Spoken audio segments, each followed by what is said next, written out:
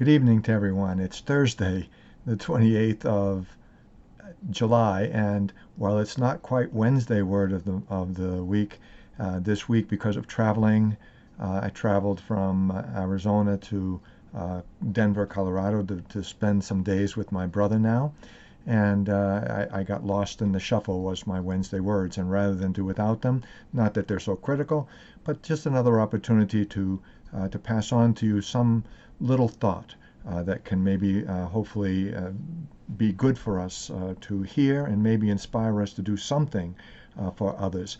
And the thought I want to leave with us is in the course of traveling at the airport when I was left Tampa and in my travels when I stayed with my sister in Arizona and now visiting with my brother in Denver.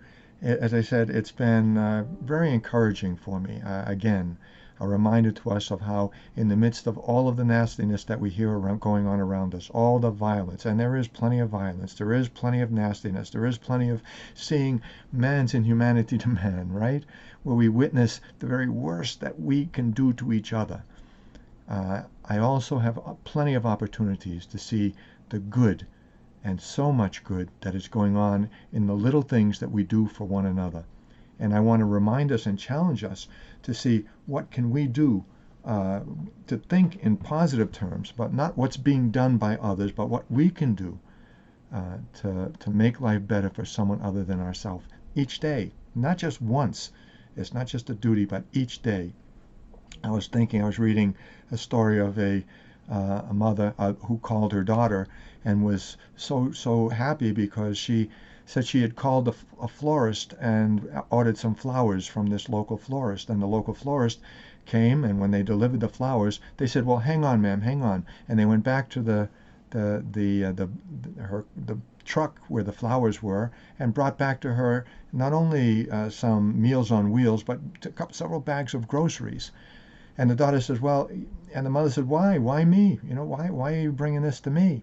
And they said, well, when you called us, you mentioned that you had promised your daughter to stay at home, and so we thought you might be needing some groceries. So here they are. And they just left, and they absolutely refused any type of payment for it. My thought is, what a wonderful gesture. And the daughter goes on to say, my parents, they could afford groceries and they could afford things, but she was just so taken aback by the kindness of this little business that was concerned about her welfare. Other things. There was the 90-year-old owner of a McDonald's that had to close for alterations, and during the alterations, he still maintained paying his employees. Little things. It doesn't seem like much for people, but at the same time, very important.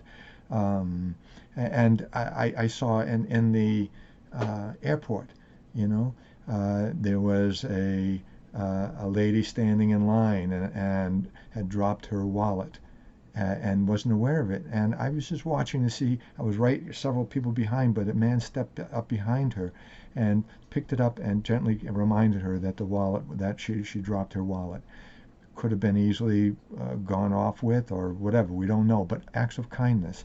I've had people helping people, clearing the way for people in wheelchairs, pushing people. I've had, you see people going out of their way in so many ways, thinking of what they can do.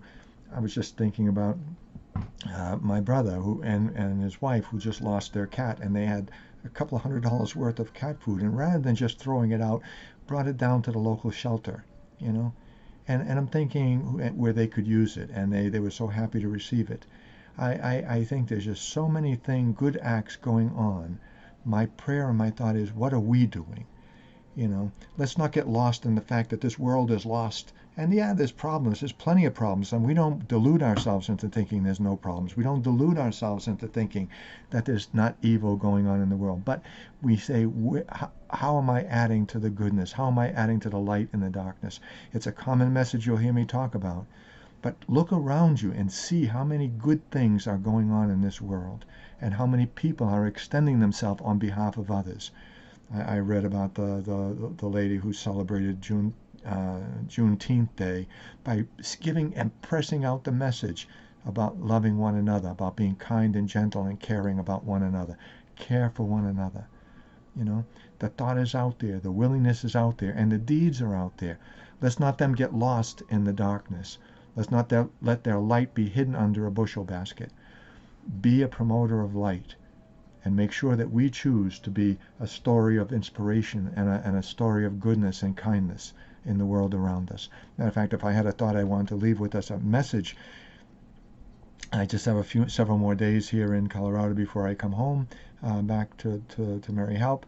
But the thought being that we ourselves need to say, what act of kindness can I do? What story of inspirational story can I be for someone other than myself? You know, today, and not just today, but tomorrow, and not just tomorrow, but the day after, and every day. How can I be a source of inspiration for the people that God sends me each day?